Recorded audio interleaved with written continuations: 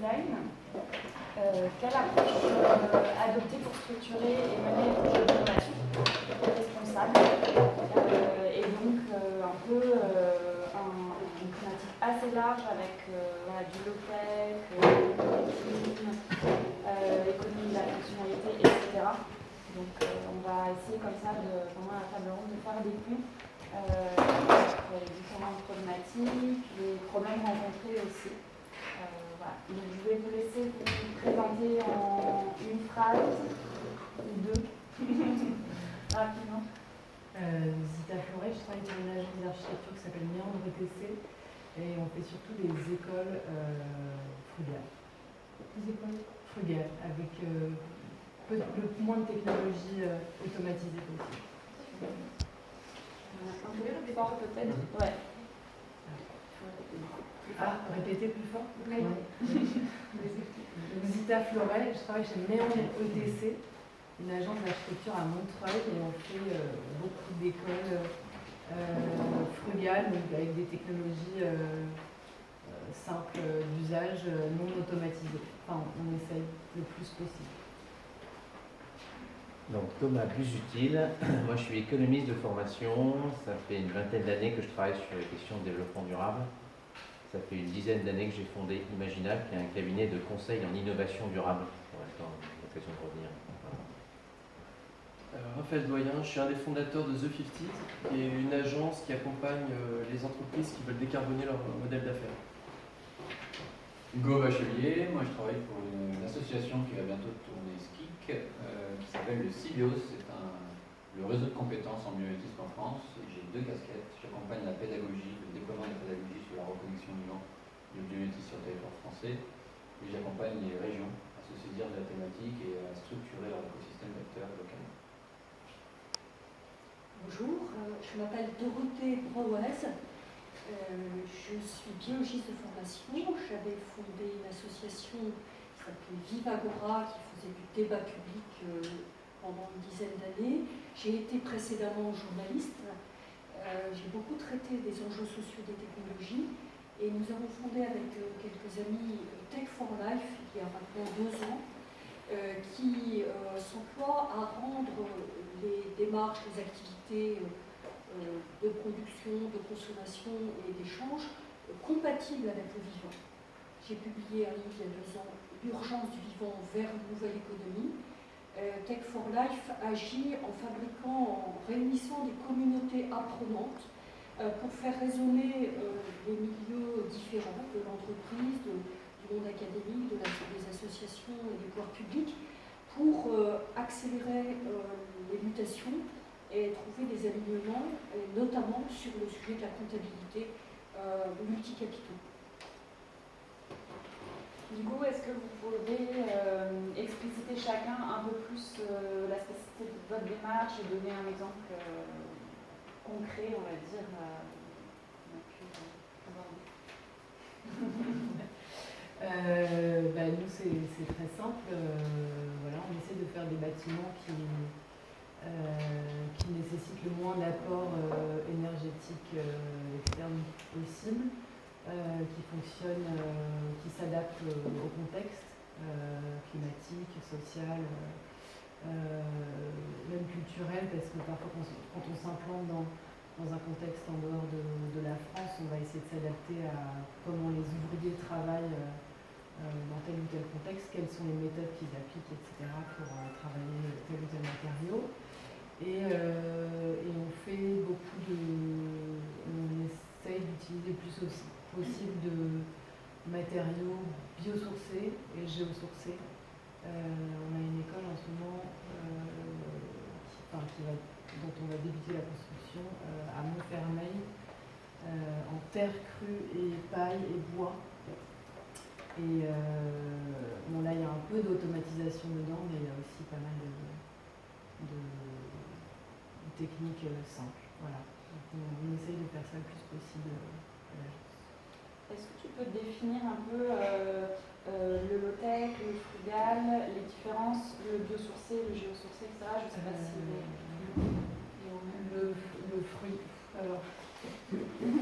le frugal, disons que pour construction,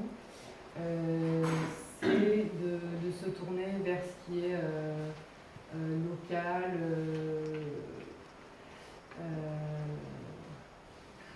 local, approchable, faisable soi-même, qui nécessite un apport d'énergie humaine, mais pas un apport d'énergie électrique, par exemple. Ou fermer et ouvrir une fenêtre, ou fermer et ouvrir un volet.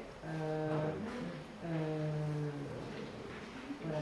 Tant que c'est pas automatisé, on peut appeler ça frugal. C'est ça. Et le low-tech Le low-tech, en construction, on utilise un peu moins ce terme. C'est plus pour tout ce qui est design et mécanique, etc. En gros, c'est... Je sais pas, peut-être que Hugo peut... La low-tech. Ouais. Alors, moi, je vais m'accrocher à la définition du low-tech lab, donc l'organisation en France qui référence un peu low-tech, qui essaie de fédérer un peu ces acteurs-là, qui définit la low-tech comme, avec 3 termes, comme accessible, durable. Il me manque le dernier, quelqu'un là. Réparable. Non, ça c'est dans le durable. Et robuste. Non, c'est la Google qui est un peu on l'a retrouvé. Accessible dans le sens au niveau du coût, au niveau des matériaux, au niveau du savoir-faire, de la réparabilité. Durable dans le temps, mais aussi avec des matériaux durables, biocompatibles mais réparables. Et puis utile, voilà, qui sert vraiment à quelque chose, qui a vraiment une utilité première dans son service, dans son besoin. Voilà, donc c'est à peu près comme ça que je définis le low-tech lab. Alors après, c'est challengeable, mais c'est pas mal comme définition. Du coup, est-ce que tu peux enchaîner sur le génétisme et ta pratique? Ouais, avec plaisir. Alors, moi, j'ai pas de. Comme je vous ai dit, j'ai 2 casquettes, la pédagogie et la stratégie régionale. Donc, je ne fais pas du concret de projet pour le jour, mais le bioéthisme, finalement, c'est ce qui est assez intéressant d'aller chercher dedans, surtout. On peut y trouver plein d'exemples technologiques dans le vivant. On peut y trouver plein de merveilles, de matériaux hyper complexes, multifonctionnels, comme une feuille d'arbre qui est un panneau solaire avec de la photosynthèse qu'on peut manger en salade en soirée, c'est quand même pas mal.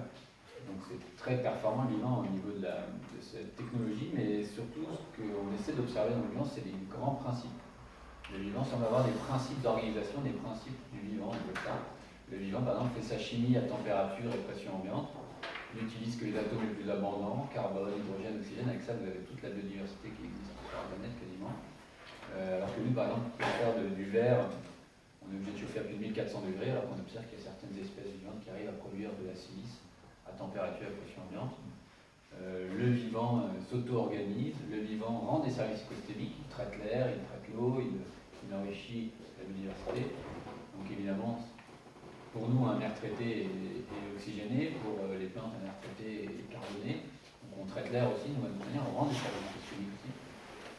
Donc ces principes-là, ces cycles-là sont intéressants à les questionner comme un cahier des charges pour développer une réflexion sur le déploiement de technologies, de nos organisations, de nos modèles sociétaux, et se réinscrire dans ces cycles du vivant. Donc ça, c'est pour ça que je développe beaucoup de ressources pédagogiques sur ces thématiques-là. Et sur aussi d'essayer d'aligner les stratégies des régions sur ces grands principes qui semblent un peu régir, en tout cas, l'équilibre actuel de la biosphère. Peut-être que si on chamboule tout ça, il va y avoir d'autres équilibres qui vont se mettre en place, mais actuellement, ça semble fonctionner comme ça. Voilà, je ne sais pas si je suis... Peut-être la aussi, c'est clair, enfin pour moi, j'espère pour tout le monde. Tu faisais une différence entre bio-inspiré, ouais. Alors au niveau sémantique, il y a peut-être une distinction à faire importante. On distingue 3 terminologies dans le réseau, dans l'écosystème. C'est la bio-inspiration, la biomimétique et le biomimétisme. La bio-inspiration, c'est ce chapeau qui est la démarche d'aller regarder le vivant pour s'inspirer. On peut le faire pour de la robotique, on peut le faire pour de la mécanique, on peut aussi le faire pour de la danse, la peinture, la poésie. Dès que vous regardez le vivant et que vous êtes inspiré, vous êtes bio-inspiré. La biomimétique, c'est s'inspirer des vivants pour résoudre des problématiques techniques, technologiques de l'espèce humaine. Donc on peut avoir de l'aviation, de la robotique, là on vient s'inscrire beaucoup plus dans les enjeux scientifiques et techniques, et le transfert technologique de ce qu'on peut observer dans le vivant pour résoudre des problématiques de l'espèce humaine. C'est une vision assez anthropocentrée aussi. Et le biomimétisme, c'est quand on vient mettre une surcouche de vision, d'ambition, qui peut être de résoudre la transition environnementale, de se réinscrire dans les cycles de l'atmosphère, de résoudre les problématiques du XXIe siècle, de l'espèce humaine, mais pas que, aussi d'être régénératif pour la majeure partie du temps. Donc quand on vient inscrire cette intention, on est plus dans le biomimétisme que dans le biomimétique. Alors évidemment, les frontières sont floues. Parfois, quand on peut faire des avancées technologiques bio-inspirées qui ont un apport pour la réinscription dans la biosphère, on se rapproche du biomimétisme, mais finalement c'est plus une philosophie, une approche, une posture personnelle aussi beaucoup au regard du vivant, humble, essayer de se reconnecter, de comprendre nos interactions et notre interdépendance avec le vivant. Donc c'est tout ce travail-là aussi, le biomimétisme, c'est pas uniquement des enjeux scientifiques et techniques, mais c'est aussi un travail personnel hyper important de reconnexion avec le vivant. Je prendrais bien la suite parce que Hugo ne parle pas d'un groupe que tu as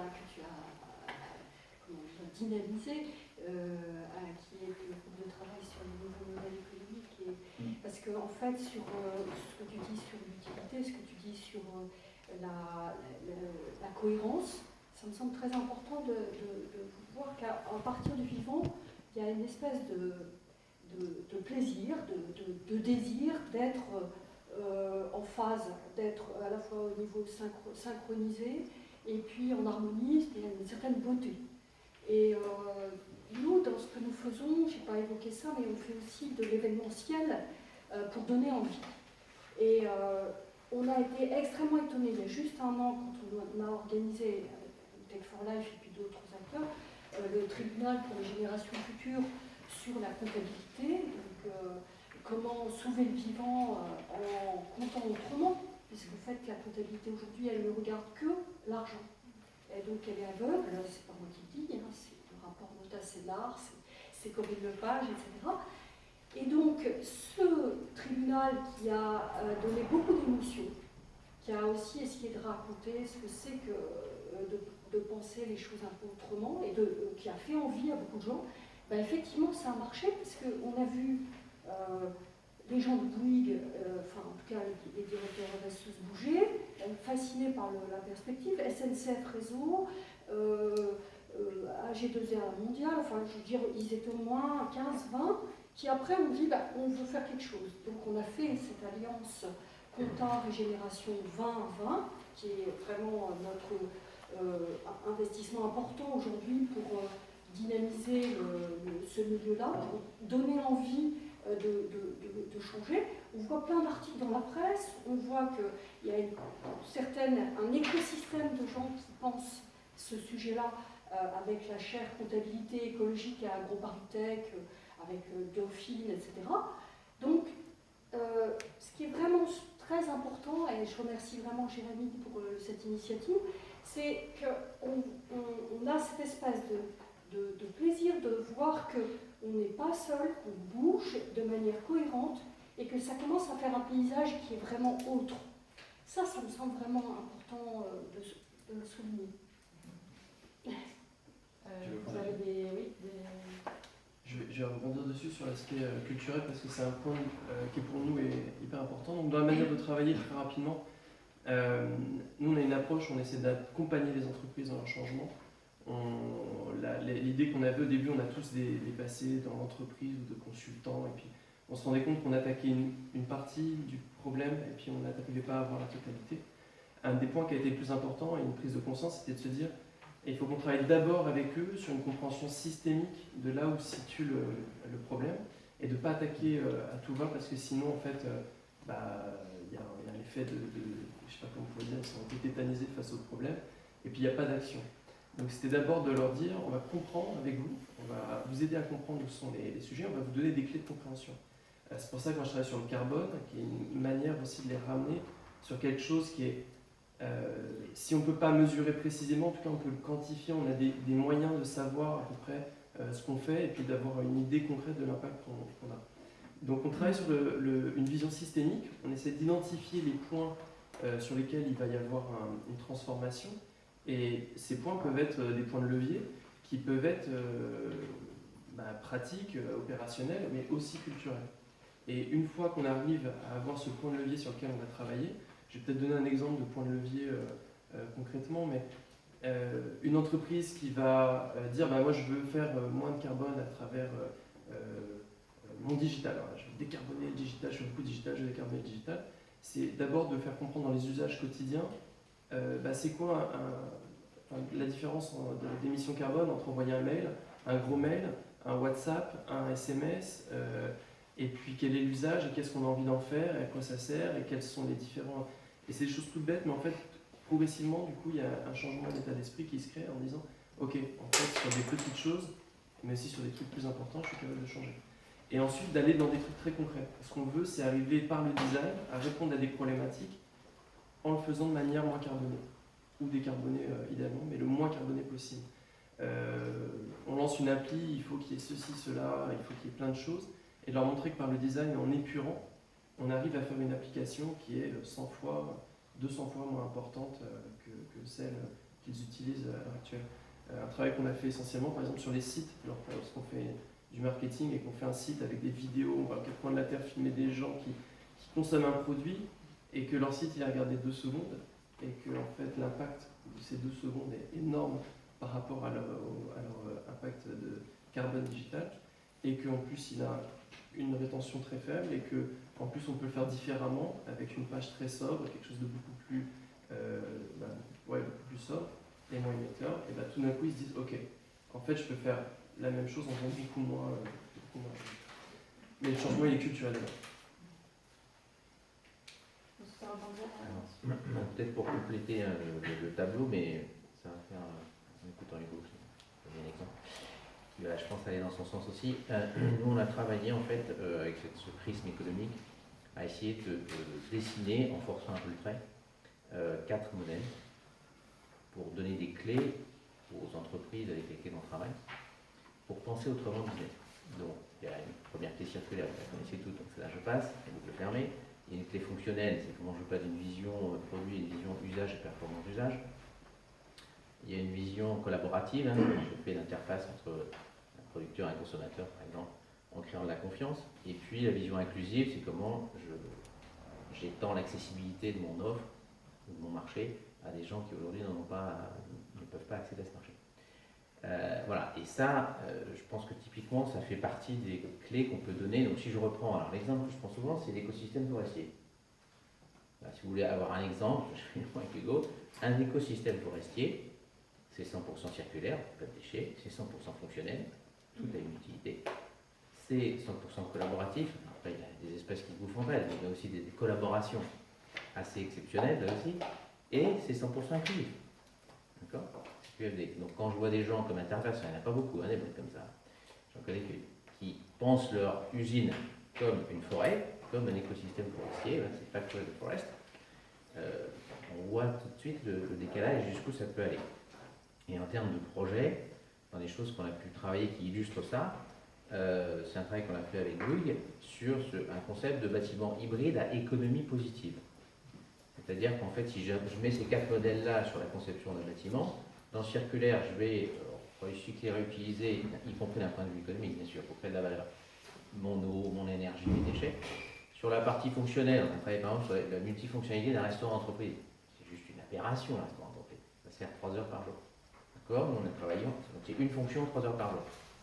Je ne vais pas vous faire, j'ai pas le temps de faire toute la journée, là, mais de 6 heures du matin à 23 heures, on peut lui trouver 12 fonctions qui créent du revenu, qui créent en plus, qui sont créateurs de valeur économique pour la boîte. Et qui en plus vont être, par exemple, inclusifs, puisqu'entre 10h et midi, le café, puisqu'on va le dessiner comme un café classique, accessible depuis la rue, donc ça sert de café entre 7h et 9h, et puis de 9h à 11h30, ça sert de café emploi. Donc on va lui donner une dimension inclusive, puisque les managers qui sont au-dessus vont descendre pour aider les gens qui sont en dessous là, à faire leur CV ou à pitcher pour un employeur. D'accord ?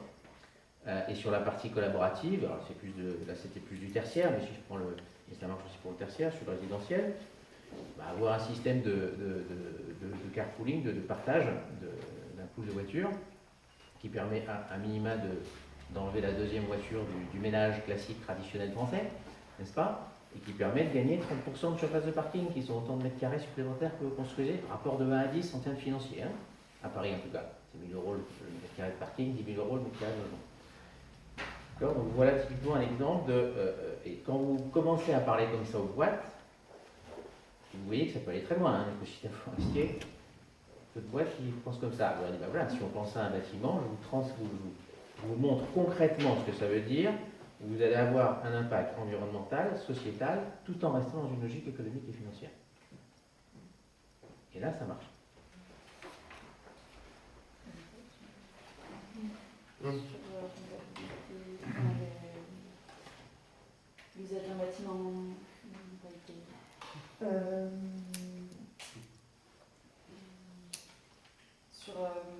Il y avait une question dans le bâtiment, au niveau des normes, etc.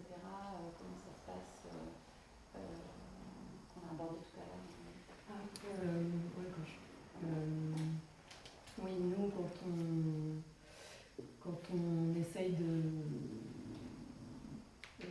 mettre en place des technologies frugales, on se heurte parfois à des normes ou à des maîtrises d'ouvrage qui veulent un certain label ou qui veulent respecter certaines réglementations.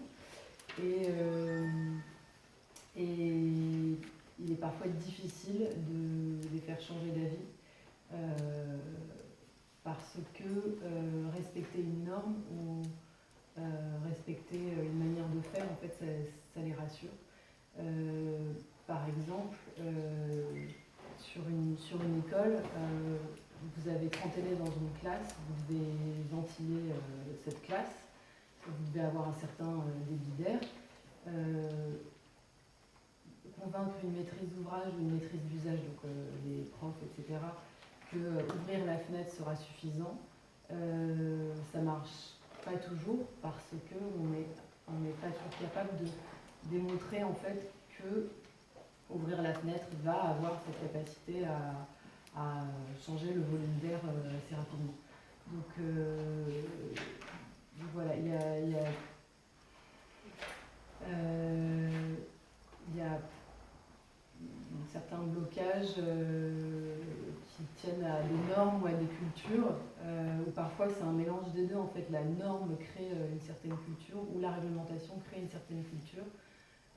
Par exemple, depuis qu'on a l'ART 2012, voilà, la culture, on sait que c'est dans le bâtiment, on va mettre tant d'épaisseur d'isolant, ça crée une culture d'entreprise autour de ça. Maintenant, avec le changement de normes, ça va créer une nouvelle culture. Et du coup, Au niveau de la ventilation, tu disais que du coup aussi du confort, au niveau du confort, voilà, que ça avait plus d'impact environnemental, mais que du coup les normes n'étaient pas toujours au bon niveau, oui. Et que l'impact aussi humain sur les gens. Oui, alors oui, ça c'est une autre problématique. On va installer par exemple une ventilation double flux qui fait beaucoup de bruit. Et pour une salle de classe, c'est pas génial. Et donc la maîtrise d'ouvrage va pousser une certaine technologie parce qu'elle est confortable, parce qu'elle est rassurante, sans voir l'impact pour les professeurs sur le long terme, que ça va être en fait très difficile de faire classe, ça va leur donner des maux de tête. On a une église à Pantin où il y a pas mal de profs qui ont des maux de tête parce que c'est très bruyant, c'est lancinant comme bruit. Et une autre problématique quand on met en place des technologies comme ça dans des écoles ou dans d'autres bâtiments, c'est que le coût de la maintenance peut faire exploser en fait le coût global d'un projet. Alors que si on mettait en place des technologies de rafraîchissement qui ne nécessitent pas de maintenance technique extravagante, voilà, ça coûte rien. Faire réparer un volet ou des dentelles pour l'aération, ça coûte rien, alors que de faire venir un informaticien ou un électricien tous les 4 matins parce qu'il y a un réglage qui ne va pas, ou faire changer tout le réseau de ventilation, ça va coûter beaucoup plus cher. C'est un petit peu la vision intégrée qui est très difficile à faire vivre. C'est un petit peu pour ça qu'on travaille sur ces approches de communauté apprenantes, multi-acteurs, parce que sinon, surtout avec les perspectives de recours à du biosourcé, à des biomasses, vous voyez, avec le méthane, le biométhane, etc., on va avoir des conflits en fait de hiérarchie, de fonctions qu'on veut absolument mettre en place. Et ça, c'est une affaire de collectif. Alors après, il faut définir peut-être les collectifs concernés, mais bon, pour le bâtiment, j'entendais l'autre jour c'est ce questionnement sur comment on encourage le réemploi de matériaux. En fait, la TVA préférentielle pour des matériaux recyclés n'existe pas, et d'ailleurs Bercy ne veut absolument pas, et Olivia Grégoire a redit qu'elle ne voulait pas cela. Mais là où je voudrais en venir, c'est sur l'exemple des plastiques que nous avons abordé, parce que nous avons créé un groupe de réflexion, une communauté très diversifiée, avec des gens de Total, de Novamont, des gens de Plastipolis, un sociologue, Baptiste de Saint-Jean, des spécialistes académiques, etc., sur comment est-ce qu'on arrive à faire des plastiques éco-compatibles, compatibles avec les écosystèmes humains et naturels. C'est extrêmement compliqué, les discussions et les conflits de représentation.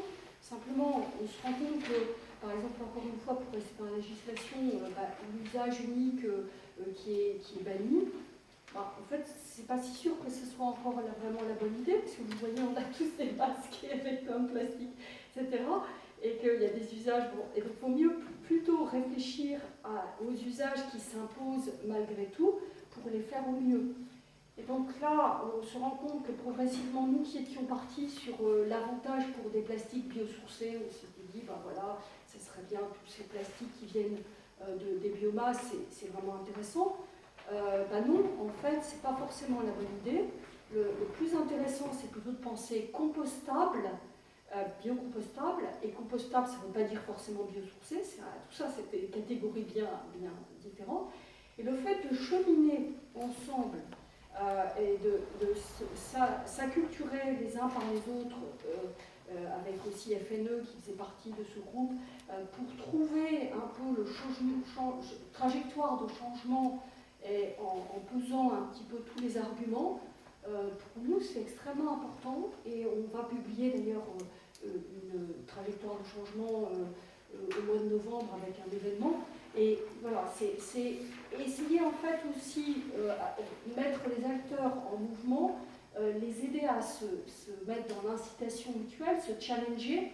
Et c'est aussi ce qu'on va faire quand on va faire notre événement dans 15 jours qui s'appelle les Germinations, les 24 et 25 septembre prochains à Grain de Contrôle, où Hugo va animer un des ateliers sur la redirection écologique, où on va essayer d'aider les acteurs à trouver des éléments de solution et surtout de se mettre en coalition de transformation, parce que moi je ne crois pas à la solution toute prête, clé en main.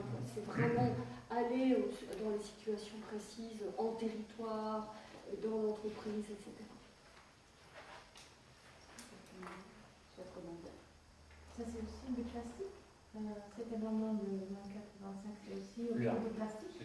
C'est pas que sur les plastiques, non, c'est sur la redirection écologique, la comptabilité, la transition comptable, les nouveaux modèles d'affaires et les imaginaires. Donc on a 4 sessions différentes. Tout est sur le site. Ouais, mais je pense que Dorothée c'est d'ailleurs ce que vous essayez de faire ici, et c'est top. Il y a des problématiques où il s'agit vraiment de mettre tous les acteurs autour de la table, parce que chacun avoir son prisme de lecture sur la thématique, et on n'imagine pas soit les législations, soit les problématiques. Donc après, ça peut aussi accompagner à identifier les législations qu'il faut faire évoluer, faire des coalitions, à faire évoluer les mentalités aussi, parce que, et ça a été dit, il y a un énorme travail sur la posture et la culture de l'entreprise, mais de tous les interlocuteurs. forêt, c'est très puissant. L'imaginaire que peut amener par exemple le mimétisme, amener des storytelling, amener des imaginaires permet aussi de construire une culture commune, une vision commune, une prospective dans lequel les gens peuvent s'inscrire. Même pour rebondir, pour aller encore un peu plus loin sur l'exemple du ce qui est top avec l'imaginaire de la forêt, c'est qu'au début c'est une prairie, puis ça devient une prairie boisée, et puis ça devient un petit bosquet, et puis ça devient une forêt vierge. Il y a eu énormément de création de valeur, et tout ça tout en restant complètement biocompatible avec, en s'inscrivant dans la régénération du vivant, et on rend encore plus de services écosystémiques à la fin. Et pourtant il y a eu plein de créations de valeur. Donc après, tout est problématique de définir la valeur. Et là où on se retrouve justement avec les enjeux comptables, arriver à chiffrer, en tout cas pas avoir cet aspect borgne de l'entreprise sur ces sujets-là, de ne pas voir qu'on crée de la valeur quand on a une forêt qui se développe. Il faut qu'elle soit reconnue collectivement, cette valeur de travailler en forêt, en mode forêt coopérative. Et il faut qu'à un moment donné, dans les COMEX, dans les directions, ça se passe sur les tableaux de bord. Et donc, ça veut dire que sensibiliser les directeurs financiers à l'extra-financier, non, ça ne suffit pas, hein, parce que c'est toujours à côté. Depuis 92, Rio, on fait des choses à côté, RSE, donc éviter, réduire, compenser, mais ça ne suffit plus, il faut faire autrement. C'est vraiment le message qu'avait donné Hélène Valade au tribunal. C'est vraiment se penser dans son espace commun, quoi, en fait, la vision de la forêt. Alors peut-être pour rebondir aussi, parce que moi ce qui par rapport à la compta, c'est quand même une vision ex post. Je pense qu'il y a quand même déjà une première réflexion, c'est aussi d'arriver et de réfléchir avec les entreprises sur quelle est leur façon de changer leur vision entre performance et impact. D'accord ? D'élargir un peu tout ça, effectivement, dans une dimension systémique. Et ça, je pense qu'aujourd'hui, il y a quand même, avant même de parler de comptabilité, c'est déjà travailler avec eux pour dire, voilà, si on fait les choses autrement, comment on va l'évaluer. Après, on comptabilisera. Mais avant même de comptabiliser, voilà, c'est comment on évalue et comment on change cette évaluation. Moi, quand j'écoute Dorothée, ça me donne un exemple typiquement.